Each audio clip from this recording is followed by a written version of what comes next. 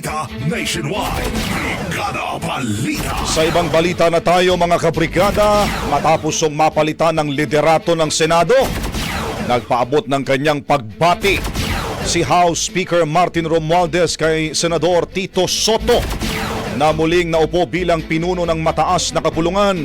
Iginit po ni Romualdez ang kahalagahan ng pagkakaisa ng Senado at ng Kamara na higit na kailangan sa panahong ito para humaihatid ang ginhawa sa taong bayan.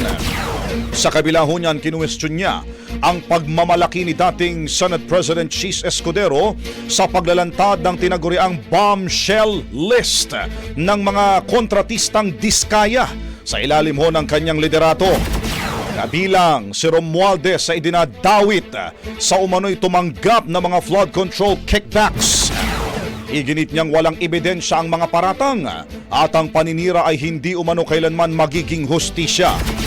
Bukod kay Romualdez mga kabrigada, mahigit kalahati ng mga mambabatas na nadawit sa listahan ang mariing tumanggi sa mga akusasyon at nagbanta pa ng kaso laban sa mag-asawang diskaya. Brigada Balita. Ang bahaging ito ay hatid sa atin ng Maxan Mangosteen Santon Coffee. Max Healthy, Max Sarap.